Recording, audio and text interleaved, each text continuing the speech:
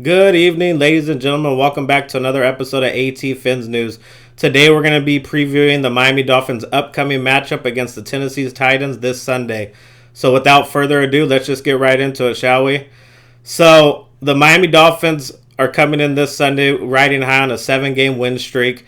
They're going to face probably their toughest test they've faced in the last 7 weeks, just because last week we all know the Saints were riddled with COVID cases, so they didn't have a full health and the offensive side. So our defense pretty much clamped down on them, and they didn't really have a chance to score enough points to beat us. But even though the Tennessee Titans do not have Derrick Henry, they're still a formidable force. I mean, even without him, I mean, look at their record. They are 10-5. So I mean, they're already squarely in the playoff race. They're actually fighting for something. If they win this week, the Titans will clinch their division. So you know they're going to want to come out and win this game, especially because we all know Ryan Tannehill, ex-Miami Dolphin, it's kind of like a revenge game for him. So you know he's going to want to pretty much stick a fork in the Miami Dolphins' playoff hopes by beating his old team. So they're going to be geared up, ready to play. But I mean, with the Dolphins' defense playing how it is, they're gonna have to confuse Ryan Tannehill. I mean, Tannehill has got better since since he was in Miami, I should say. He's better at the deep ball. He's better at reading defenses. But there's one thing that is a glaring weakness that this Dolphins defense has to take advantage of to win this game, and it's his pocket presence. Even when he was with Miami, he was never good in the pocket. He'd always get happy feet and try to get out of the pocket just to get sacked because he went the wrong way. And from me watching a couple Titans games this year, his pocket presence has not improved since he's been in Miami. So what the Dolphins need to do is just do what they've been doing the last 7 weeks. Run that zero blitz at him, confuse him. He doesn't know where the pressure is coming from. He's going to make a mistake in the pocket, and that's where the Dolphins defense is going to be able to take advantage of him. If we're able to get pressure on Tannehill, with disguising the coverage and zero blitzing him, he will make mistakes. I mean, I've seen him countless times throw picks with the Titans this year, especially with Derrick Henry out. So that's what the defense is going to have to do in order to take advantage of his flaws and win this game for the Dolphins. Let's be honest. I mean, the defense has carried us throughout this winning streak. The offense is playing complementary football finally. That's why we're getting these wins. But, I mean, let's be honest. If it wasn't for the defense balling like they have been, our record could be a lot different than what it is right now. Especially because at the beginning of the year, I mean, we weren't running that man-to-man coverage. You know, we were in a lot of zones. So our defense wasn't able to not allow the other team's offense to put up points, and then our offense obviously couldn't keep up with those points, so we would lose games early in the year. And if you've seen the last 7 weeks, I mean, our defense is damn near giving up 10 points a game. So as long as our offense can contribute, we should be fine in this matchup. I mean, I know it's going to be difficult. It's going to be a grind. It's going to be a dogfight. Both teams are playing for everything. It's pretty much a playoff game. Let's be honest. I mean, if the Titans win, they win their division. The Dolphins win, they continue their playoff push. So both teams want to win, obviously. But what we really need to do as far as offense, we have to sustain drives. The Titans, they play a primarily zone defense. So, I mean, that bodes well kind of for Tua because Tua, he's really good against zone defense. It's gonna be instrumental for him to be able to put points up when we get to the red zone, because if you've seen the Titans play, they do give up yards in between the numbers, but once they get into the red zone, they're one of the top rated defenses allowing points in the red zone. They thrive off of turnovers, so Tua's gonna have to be careful with the ball. I mean, the last couple weeks he's made a couple bad decisions to turn the ball over. He's not going to be able to do this in this game, especially in Tennessee, in the hostile environment that they have out there. It's going to be cold. It's going to be in the high 30s. Not too bad for an NFL team, but still, he's going to have to be careful with that ball. I'd rather him punt than try to force something down the field in triple coverage and turn the ball over just to give the Tennessee Titans momentum.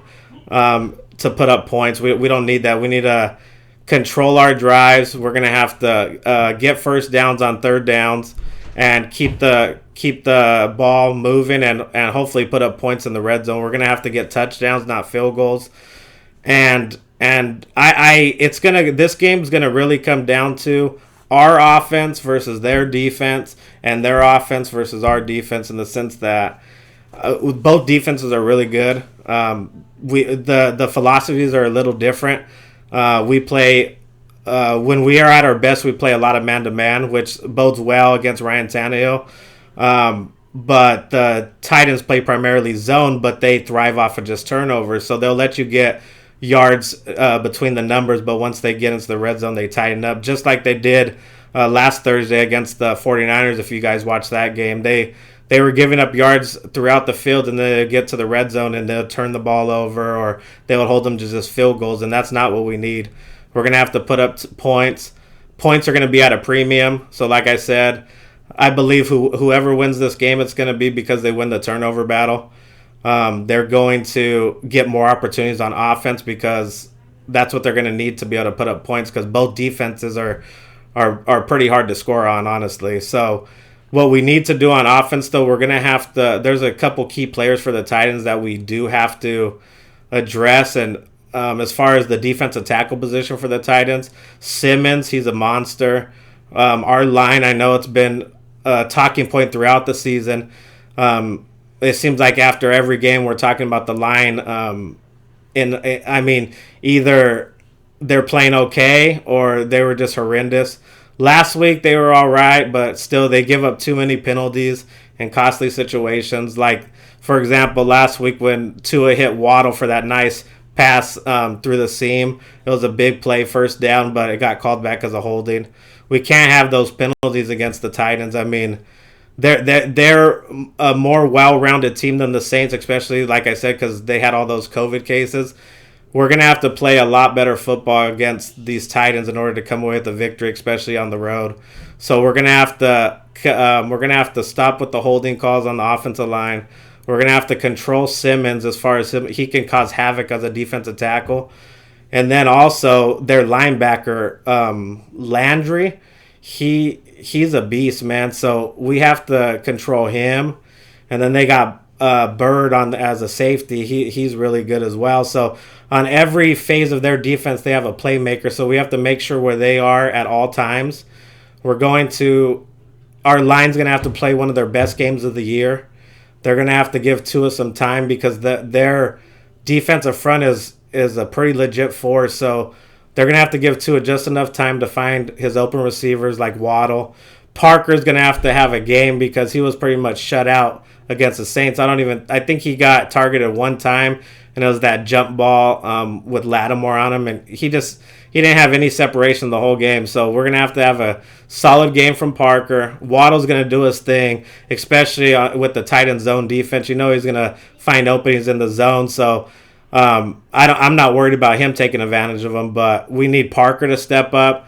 I mean, come on, guys. How about Gesicki? I mean, he's pretty much been MIA for, I would say, about 4 weeks. I mean, earlier in the year, he was making plays all over the place, and he just went silent. So hopefully he has a breakout game. We need it this Sunday.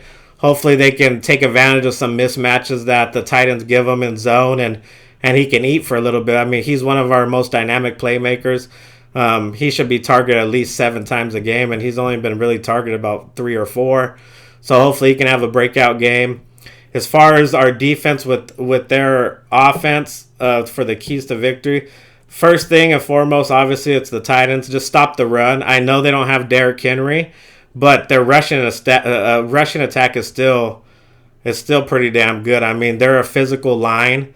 They can open up running lanes, so our front's gonna be tested. I mean, I know we've improved greatly with the rushing attack. I mean, look at Alvin Kamara last week. He was shut down, and he's a dynamic back. So I'm just looking for them to continue that trend. We got to stop who's ever in the backfield. I know Foreman's one of them, but shut down the run game for our defense. Make Ryan Tannehill beat us. And you know what? If Tannehill beats us, he beats us. Tip your cap to him, but you don't want that running game to get going. And then it opens up everything for that offense with play action. And Tannehill can be deadly with play action because, of course, our linebackers are going to have to come in to stop the run, and then he'll just hit them over the top all day. That's what his bread and butter is. So let's stop the run on defense. Make Tannehill throw the ball 40, 45 times this game, and we should be all right with our secondary. I mean, Tannehill's faced some good defenses this year, but he hasn't seen anything like our defense, especially with the man-to-man coverage that we provide almost 60% of the time. A lot of quarterbacks can eat up zone, but when you're man-to-man coverage like we have been in the last 7 weeks, you're going to have perfect throws every single time against that defense just to beat us. So make Tannehill throw 45 times this game. Maybe get 1 or 2 picks and live with the results. If we can do that on defense, our offense should just play that complementary football, get 1 or 2 touchdowns, a couple field goals, and leave Tennessee with an 8-game winning streak, be riding high into the last week of the season. I mean, our playoff hopes ride on it, right? I mean, if we lose, we're pretty much done. So keep that momentum, Dolphins. Let's go and get 8 in a row. As far as, I mean, I'm not going to lie to you guys. This is, like I said, going to probably be the toughest game of the year. Just playing in the elements. We haven't really seen Tua play that well in cold weather. I mean, look at what happened when he played in Buffalo last year. I know 38 degrees ain't bad for an NFL franchise. I mean, you live with that, especially in January in Tennessee. I mean, it could have been snowing. But 38 degrees is doable. He's just going to, like I said, not make any mistakes, Tua. Read that coverage, hit your open guy, and live with those results. Don't try to force it into coverage when it's not there just to throw the ball downfield. Do what you do best.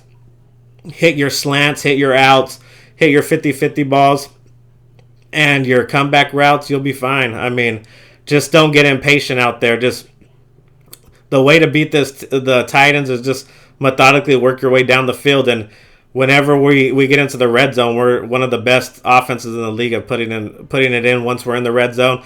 They're one of the best teams on defense stopping offenses from getting into the end zone.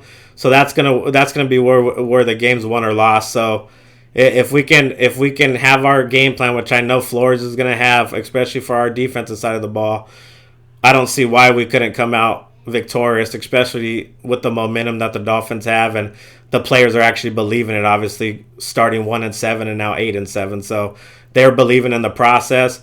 I'm not gonna say it's gonna be easy, but my prediction for this game, it's gonna be a nail biter. I think I'm looking at Miami Dolphins 20, the Tennessee Titans 17. It might be tied late, and we go down the field in the last couple minutes and get a field goal to win. Not saying, like I said, it's going to be easy, but I expect the Dolphins to go into Tennessee 8-7, get out of Tennessee 9-7, and get ready for one of the biggest matches of the year. And Tua's probably biggest game of his career the following week against the Patriots. Win, you're in. Lose, you're out. We're going to see what this kid's made of in the last 2 weeks. But as far as that's all I got for you guys today. Like I always say, fins up, baby. Let's get 8 in a row. And I love each and every one of y'all. Thanks for you guys' support. And like I always say, please hit that like button. Make sure you subscribe so we can build this channel organically and provide more and more content for the last 2 weeks. And then going into the off season, we're expecting some big things. All right, guys? So have a happy new year, guys. I won't talk to you again until Monday after the game Sunday. I'll have a reaction video on Monday. So you guys have a safe weekend. Hope you guys enjoy your New Year's. Just guys stay safe, have fun, enjoy your friends and family. And I'll talk to you guys Monday. Fins up, baby. I love y'all. I'm out. Peace.